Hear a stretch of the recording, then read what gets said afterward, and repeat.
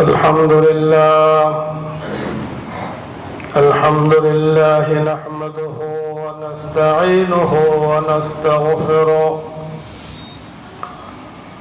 ونعوذ بالله من شرور أنفسنا ومن سيئات أعمالنا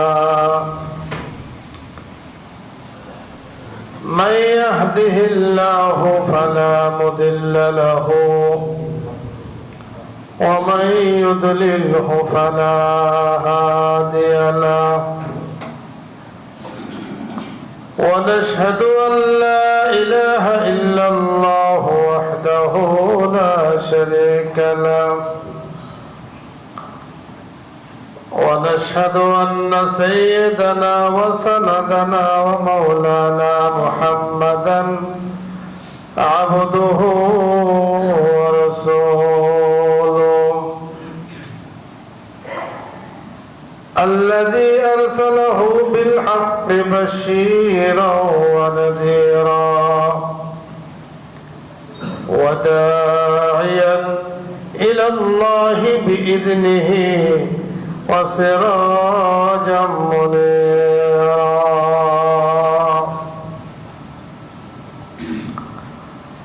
فقد قال الله تبارك وتعالى في القرآن العظيم: أعوذ بالله من الشيطان الرجيم. بسم الله الرحمن الرحيم. شهر رمضان الذي أنزل فيه القرآن هدى للناس وبينات من الهدى والفرقان.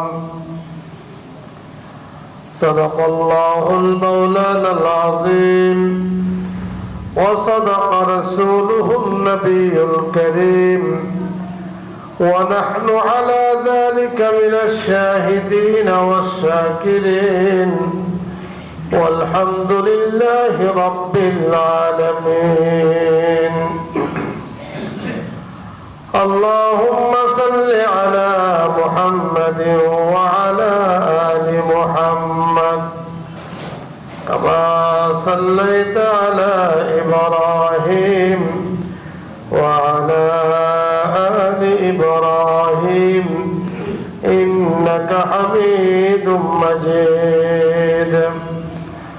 اللهم بارك على محمد وعلى آل محمد كما باركت على إبراهيم وعلى آل إبراهيم إنك حميد مجيد. بلغ العلا بكماله كشف الدجى بجماله حسنت جميع خصاله صلوا عليه وآله. محترم मुअज़्ज़ज़ मुसल्लियान किराम मुरब्बियान इज़ाम, মহান আল্লাহ পাকের দরবারে লাখো কোটি শুকরিয়া আদায় করছি যে রব্বে করিম মাহে রমজানের প্রথম জুমাতে আমাদেরকে আল্লাহ পাকের ঘর মসজিদে আসার তৌফিক দান করেছেন। মোহাব্বতের সাথে জোরে সোরে একবার বলি আলহামদুলিল্লাহ। রোজা পালন অনেক বড় ইবাদত, ছোটখাটো ইবাদত নয়। যে রোজার উপরে ইসলামের বুনিয়াদ, ইসলামের ভিত্তি যার উপরে টিকে থাকে, পাঁচটি স্তম্ভের একটি স্তম্ভ, একটি বড় খুঁটি, বড় বিধান হলো মাহে রমজানের রোজা। এজন্য নামাজের গুরুত্ব যেমন, রোজার গুরুত্ব তেমন। হজের গুরুত্ব যেমন, জাকাতের গুরুত্ব তেমন। কোনোটা থেকে কোনোটার মূল্য কদর কম নয়। আমরা অনেককে দেখেছি একটা করতে গিয়ে আরেকটা বাদ দেয়, নফল রোজা রাখে, ফরজ রোজা বাদ দিয়ে দেয়। অনেক আমলদার মানুষ, হ্যাঁ, নফলের সময় নফল রোজাগুলো রাখে, যেমন মুহররমের রোজা, শবে বরাতের রোজা, আরো বিভিন্ন রোজা আছে, এই রোজাগুলো রাখে। নামাজ পড়তে গেলে যে নামাজ একটু কাপড়ের সমস্যা আছে, আছে না নাই? কাপড়ের সমস্যা কি বুঝেন? কাপড়ের সমস্যা হলো দাঁড়াইয়া প্রস্রাব করছে, পানি নেওয়ার সময় পাই নাই বা পানি নেওয়ার ব্যবস্থা নাই, অথবা সে পানি নিতে জানে না। পানি নেওয়াটাকে মানুষ মলমূত্র ত্যাগ করে পানি ব্যবহার করবে, বড়টা ত্যাগ করে তো পানি ব্যবহার করে, কারণ দুর্গন্ধ হয়ে যাবে। আর এটা তো পানি, এই জন্য পানি ব্যবহার করাটাকে প্রয়োজন মনে করে না। অনেক জায়গাতে সিস্টেমে এমন আছে দাঁড়িয়ে কি বলে মূত্র ত্যাগ করার, সেখানে বসারই ব্যবস্থা নেই, পানি ব্যবহারের কোনো ব্যবস্থা সেখানে নাই। খুব সংক্ষেপে বোঝেন, যাদের ঘরে শিশু বাচ্চা আছে, বাচ্চা যদি বিছানায় পেশাব করে দেয়, পরের দিন সকালে প্রস্রাবের দুর্গন্ধে কাছে যাওয়া যায় না। বাচ্চা যে খেতাগুলোতে যেগুলোতে প্রস্রাব করে, এগুলোকে যেখানে রেখেছে, ধৌত করার আগে এগুলোর কাছে যাওয়া যায় না, কারণ মানুষের মূত্র, মানুষের মল ইত্যাদি দুর্গন্ধের জিনিস। ঠিক কোনরূপ ভাবে কথাটা এই জন্যই বললাম যে মানুষটা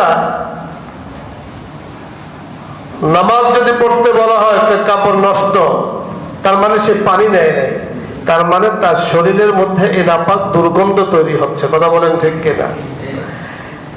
এই দুর্গন্ধের কারণে আল্লাহ না করেন, খুব ভালো করে বুঝেন, পবিত্র মানুষ যদি থাকে, মানুষ পবিত্র থাকে, তাহলে নাপাক পবিত্র যদি থাকে, তাহলে দুষ্ট জিন, খারাপ কিছু তাকে স্পর্শ করে না। আর মানুষ যখন অপবিত্র থাকে, সব ধরনের ভ্রান্ত চিন্তা, সব ধরনের খারাপ চিন্তা, সব ধরনের অপরাধ বোধ তার মধ্যে কাজ করে। আমরা বস্তিতে এসেছি, আসার আগে ওযু গোসলের আগে একটা অবস্থা ছিল।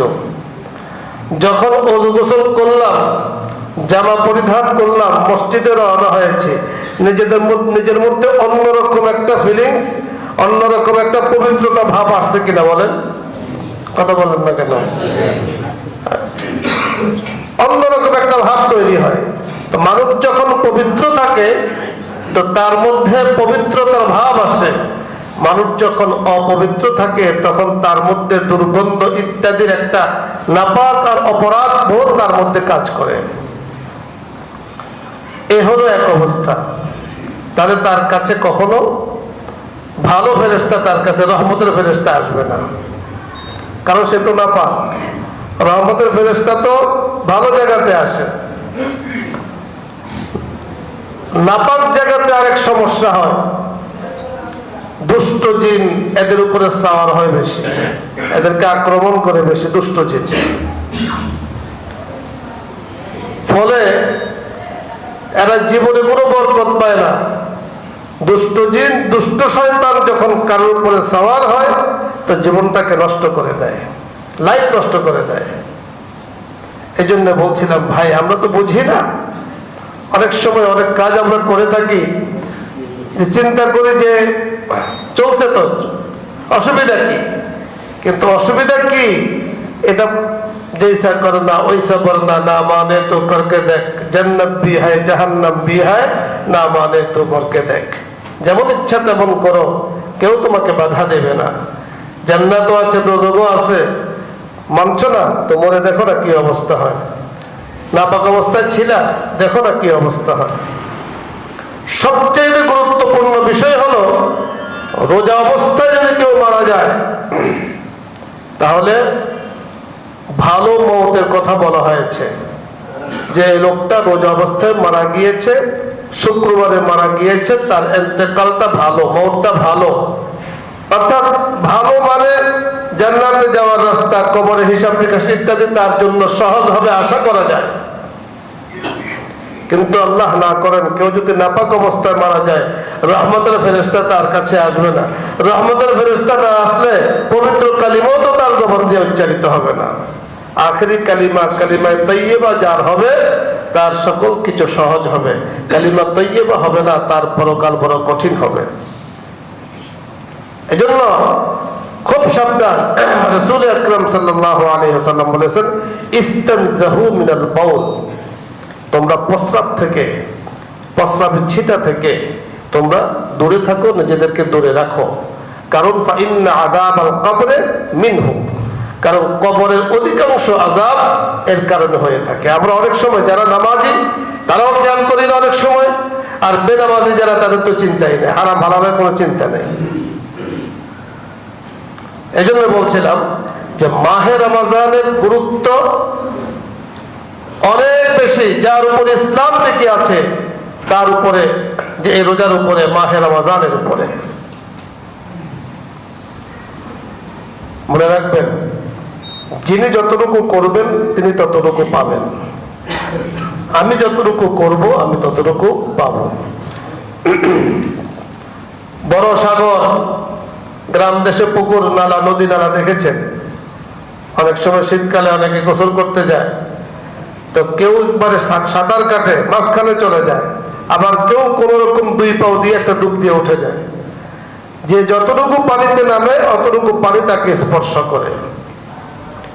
আল্লাহ পাকের রহমতের দিকে যে যতটুকু আগাবেন, আল্লাহ পাকের রহমত ততটুকু তার কাছে আসবে।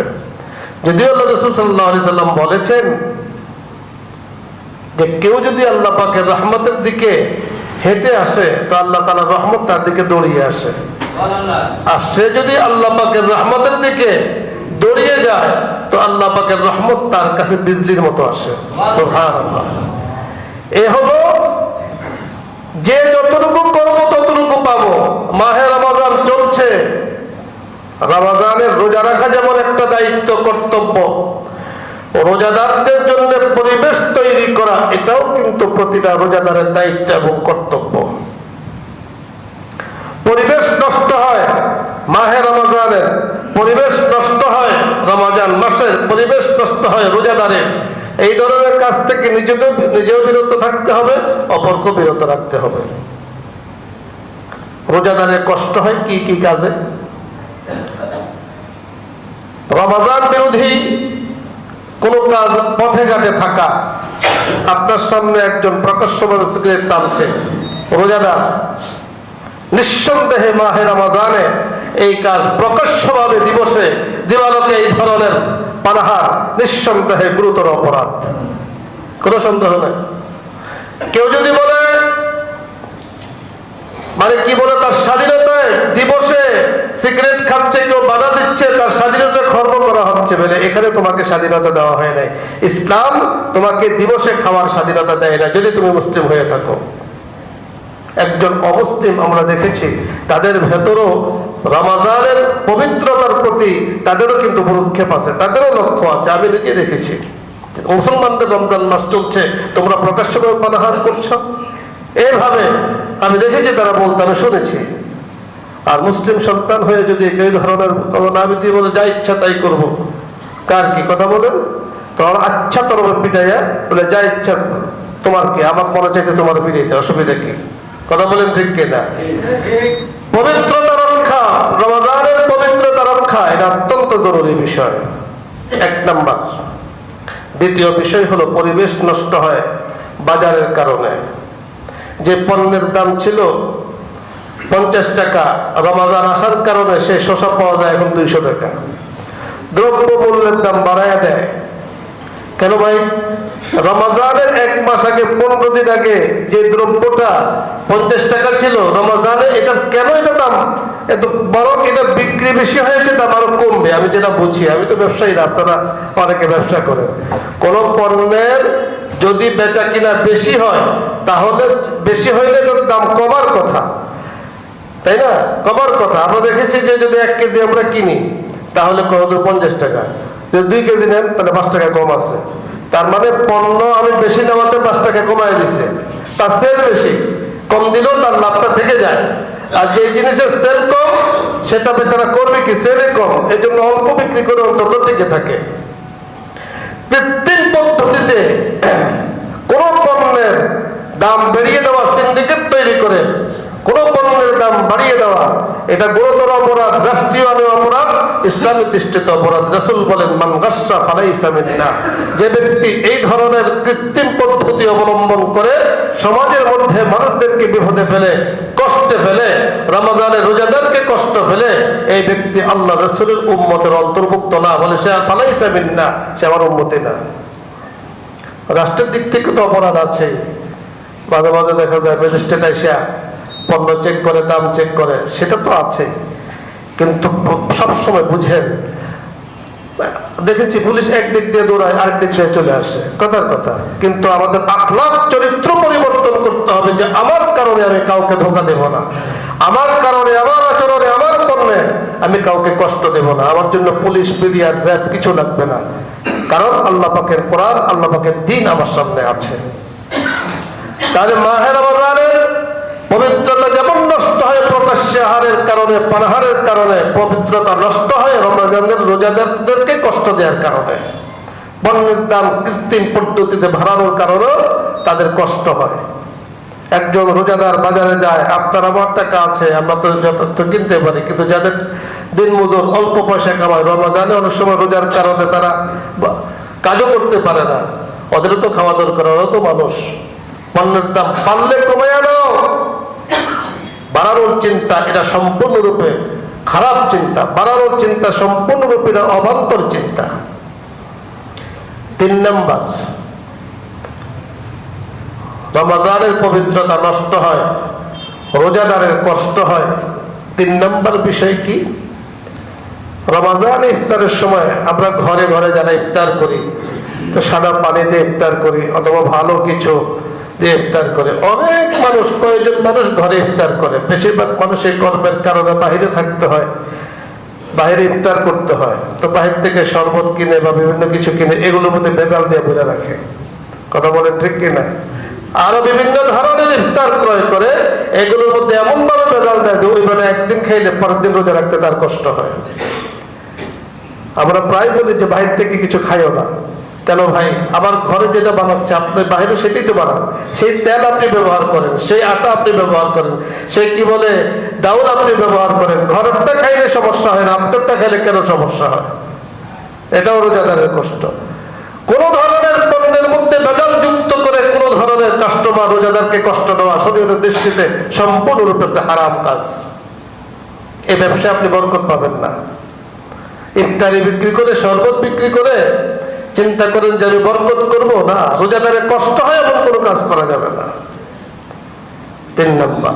4 নাম্বার হলো রমজান চলছে,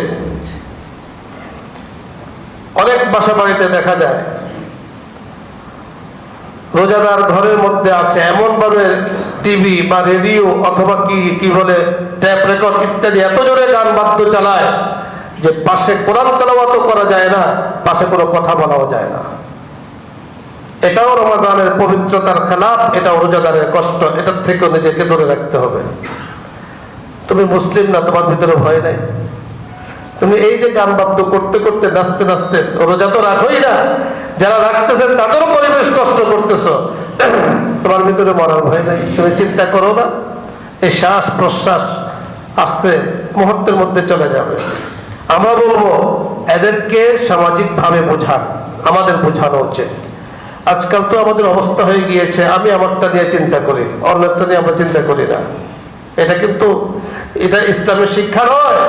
ইসলামের শিক্ষা হলো প্রত্যেকের ব্যাপারে, পড়শি সকলের ব্যাপারে, ভালো মন্দ খারাপ সকল কিছু নিয়ে চিন্তা করা। একজন ব্যক্তি ভ্রান্ত কাজ করছে, একজন ব্যক্তি গুনার কাজ করছে, সমাজ বিরোধী কাজ করছে, মানুষের শান্তির বিরোধী কাজ করছে, আপনি মনে করছেন আমার সমস্যা কি, আমি কিছু বললাম না, ওই লোক একটু পাওয়ারফুল, বললে পরে সমস্যা করবে। আমাদের মধ্যে এরকম আছে না? আমরা নিজেকে নিয়ে ব্যস্ত থাকি। রাস্তায় এক লোকে মারতেছে, আরেকজনের ছিনতাইকারী মারতেছে, সকলে দেখেও কিছু বলে না, চলে যায়, আমাকে তো পারে না, চিন্তা ওর থেকে করতেছে। এই ধরনের মানসিকতা আমাদের মধ্যে তৈরি হয়ে গেছে। এটা কিন্তু মানবতার দাবি না। এটা মনুষ্যত্বের দাবি নয়।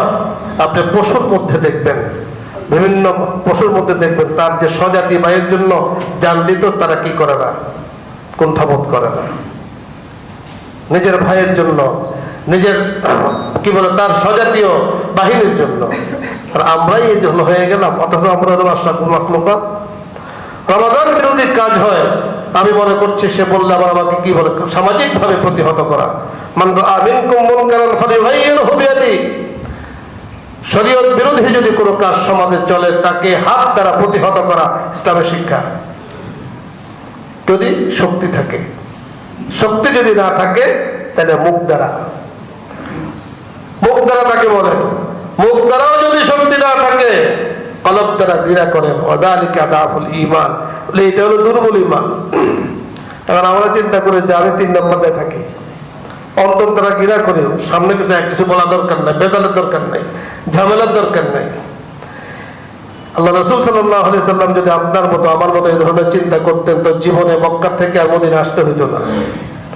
আল্লাহ রাসূল সাল্লাল্লাহু আলাইহি সাল্লাম যদি আমার আপনার মতো চিন্তা করতেন, তো মক্কার আমলের, মক্কার সবচাইতে বড়, মক্কা মদিনার সবচাইতে বড় সম্পদশালী, সবচাইতে বড় প্রভাবশালী, সবচাইতে বড় ক্ষমতাধর তিনি থাকতেন। তারা প্রস্তাব দিয়েছে যে আপনি কেন আমাদের কাছে আমাদেরকে এগুলো বলেন টলেন, আপনার টাকা দরকার, পয়সা দরকার, ক্ষমতা দরকার, সব আপনাকে দিয়ে দেব, তাও অন্তত এগুলো থেকে চুপ থাকেন। আল্লাহ রাসূল সাল্লাল্লাহু আলাইহি ওয়াসাল্লাম বলেছেন, এক হাতে চন্দ্র, এক হাতে সূর্য যদি দেওয়া হয়, তাহলে আল্লাহ পাকের কথা থেকে, তাওহীদ থেকে, ইসলামের কথা বলা থেকে বিন্দু মাত্র আমি দূরে থাকবো না। আমরা তো রাসূলের উম্মত ভাই। এই জন্য বলছিলাম যে অনেক সময় দেখা যায় আমাদের বিভিন্ন দোকানে পাঠ ওই ধরনের হয়। রমাদানের রোজা, রমজান মাস এমন ভাবে গান বাদ্য চালায় রাখে, মানে পাশাপাশি লোকজন অতিষ্ঠ, রোজাদাররা অতিষ্ঠ, এবং মাঝে মাঝে দেখা যায় মসজিদে আওয়াজ আসে। আমরা শক্তভাবে এই কাজের প্রতিবাদ আমরা করছি, বোঝাচ্ছি যে এই ধরনের কাজ যদি কেউ করে, সামাজিকভাবে আমরা তাকে, আপনারা সহ, আমরা সহ, এটাকে তাকে বুঝাতে হবে। যদি না বুঝলে তো তার ব্যাপারে আইনের হাওলা করতে হবে প্রয়োজনে। পরিবেশ নষ্ট করা এবং কিছু করা যাবে না। 5 নম্বর হলো আল্লাহ তাআলা বলেন, বলে হুজুর এই সমস্ত কাজ বন্ধ করে দিলে আমার কাজটা কি, সেটা আল্লাহ বলে দিয়েছেন।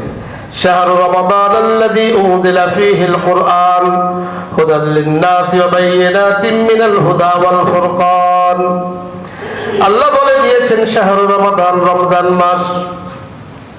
তুমি কি করবে বলে রমাদান মাসের নাম।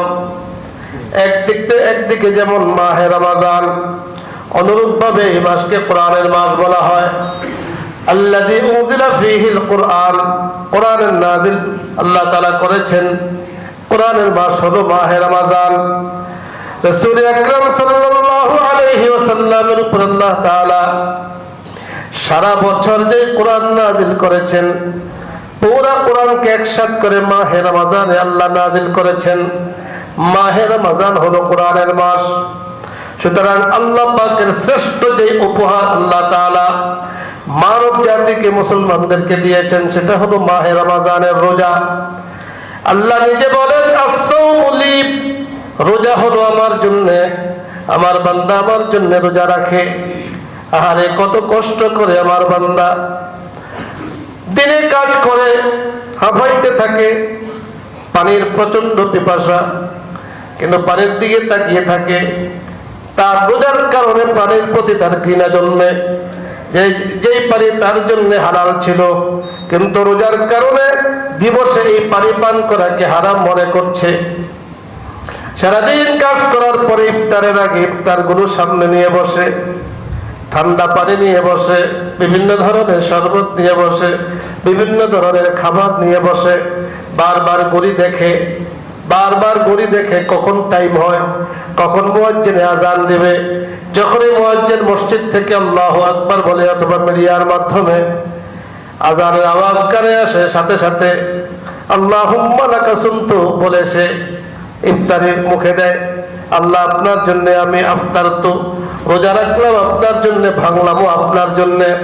আল্লাহর রাসূল বলেন, এই ব্যক্তি এই যে সারাদিন তৃষ্ণার পরে, সারাদিন পিপাসার্থের পরে এই পানি পান করার পরে যে আনন্দ হয়েছে, আল্লাহ রাসূল বলেন লিসাইমি ফারহাতান, একজন রোজাদারের জন্য আনন্দ হলো দুইটা, ফারহাতুন ইনদা ফিতরিহি ওয়া ফারহাতুন ইনদা লিকাই রাব্বিহি।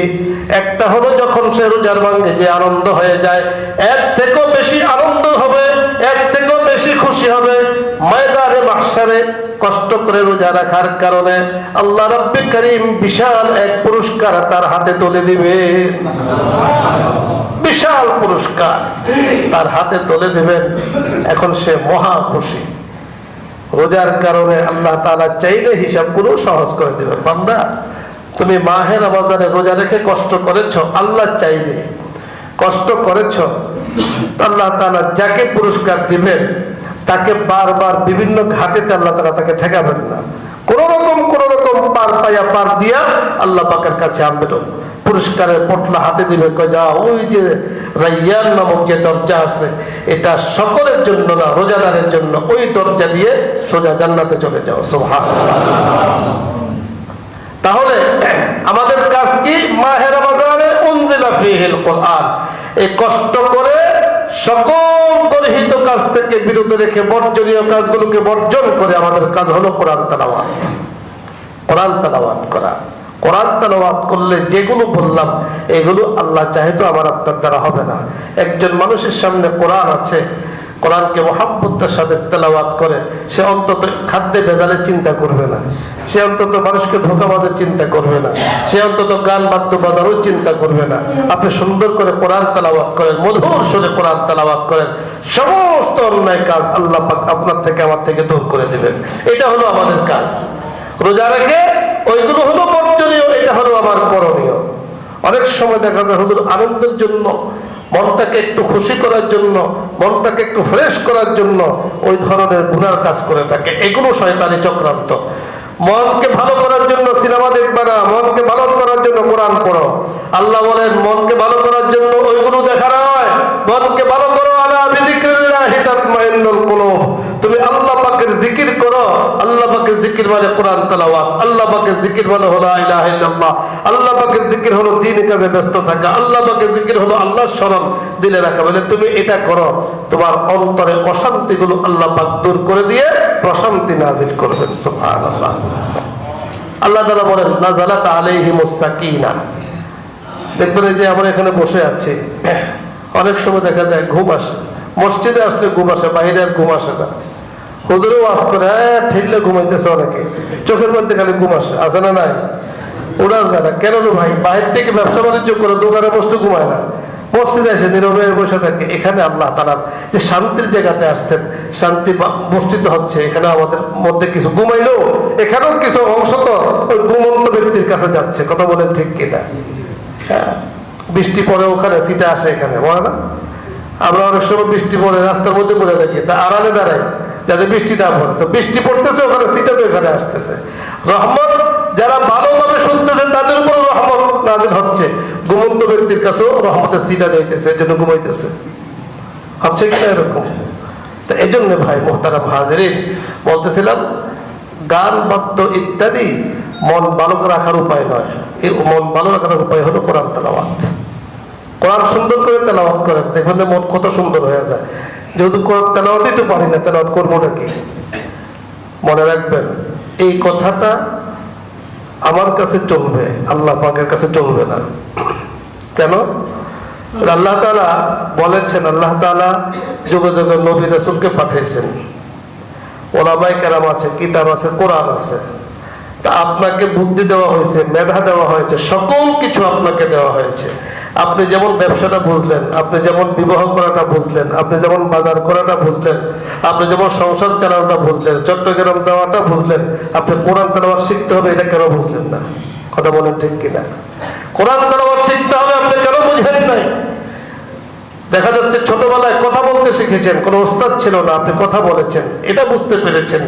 হ্যাঁ, গরম লাগলে আপনাকে ফ্যান ছাড়তে হবে, এটা বুঝতে পেরেছেন। গরম লাগলে যদি টাকা পয়সা থাকে এসি ছাড়তে হবে, এটা বুঝতে, শীতকালে একবারে গরম কাপড় পরতে হবে, এটা বুঝতে পেরেছেন। আপনি যদি কোরআন না পড়েন আপনার নামাজ রোজা কোনোটাই শুদ্ধ হবে না, এটা বুঝলেন না? বলে আল্লাহ পাকের কাছে এই বাহানা চলবে না। সোজা কথা, মানে কোনো ব্যক্তি যদি একেবারে জঙ্গলের গহীনেও থাকে, তারপরেও সে আল্লাহ তাআলার কাছে এই কথা বলতে পারবে না যে আল্লাহ আমার কাছে কোরআন আর সুন্নাহর আওয়াজ পৌঁছে নাই, এই জন্য আমি ইসলাম পালন করতে পারি নাই। আল্লাহ তাআলা বলবেন সে আওয়াজ না পৌঁছক, তোমাকে তো একটা মেধা আমি দিয়েছি, তোমার মেধাকে জিজ্ঞাসা করে দেখো, যদি মেধা খাটাইয়া তুমি তোমারটা বুঝতে পারো, মেধা খাটাইয়া আমারটা কেন বুঝলা না? কি জবাব দেব তখন? এর জন্য কোরআন পারি না, তেলাওয়াত পারি না, শিখি নাই, এই কথাটা বলা যাবে না। মানে না বলে শিখবো কেমনে? এই যে মানে শিখতে হবে, এটা হলো ফাইনাল। হুজুর লজ্জা রাখা যাবে না। হুজুরের কাছে এসে বলবেন যে হুজুর আমি কোরআনটা একটু পড়ি। আজ পর্যন্ত কেউ তো কইলো না হুজুর আমার একটু কোরআনটা শিখাই দেন, একটু কোরআনটা পড়াই দেন, একটু সূরাটা শোনেন, যতটুকু পারেন অতটুকু। 5টা সূরা পারেন তো 5টা সূরা আপনি পড়েন। কোরআন তেলাওয়াত পারি না, সাবধান, মুসলমানের সন্তান হয়ে এই কথা মানে বলাটাও লজ্জার বিষয়। কোরআন পারি না কেন? ছোট্টবেলায় বক্তব্য দিয়েছেন, দেন নাই, এখন আপনাকে বারবার বলা হচ্ছে বিভিন্ন ভাবে। মৌলিক বিষয় হলো আমি আপনি সেদিকে লক্ষ্য করি না। আর মানুষ যখন গুনাহ করে, গুনাহ করতে করতে তখন তার ভিতরে গুনাহটাই মজা লাগে, শরীয়তটা তার কাছে দূরে মনে হয়। তখন তার কাছে মা বাপ তার কাছে দূরে মনে হয়, আত্মীয় স্বজন, গার্লফ্রেন্ড আর কি আবি যাবে এগুলো তার কাছে প্রিয় মনে হয়। কথা বলেন ঠিক কিনা? হ্যাঁ, মা বাপকে দূরে সরাই দেয়, এটা কিয়ামতের আলামত। পিতা মাতার কথা শুনলে তার গায়ে আগুন ধরে, আর ওই চটপটি যখন তাকে ডাকে তখন তার গায়ে মিষ্টি লাগে। কথা বলেন ঠিক কিনা? হ্যাঁ, এই ধরনের আছে না নাই? এটা হলো সম্পূর্ণ কিয়ামতের আলামত। শয়তান তাকে, তার উপরেও যে বললাম নাপাক থাকতে থাকতে শয়তান তাকে গ্রাস করে নিয়েছে। ওইগুলো ভালো লাগে, পবিত্র থাকবো, পবিত্রতা ভালো লাগবে। মায়ের চেহারার দিকে, বাবার চেহারার দিকে নেক নজরে তাকাইয়া থাকবো, আল্লাহ পাক তোমাকে সওয়াব দিয়া তোমার আমলনামাকে ভরপুর করে দিবেন।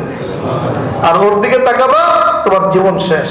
আল্লাহ রাব্বুল কারীম আমাদেরকে মাহে রমজানে করণীয়গুলো আদায় করার তৌফিক দান করেন, বর্জনীয়গুলোকে ত্যাগ করার আল্লাহ তাআলা তৌফিক দান করেন। আমিন।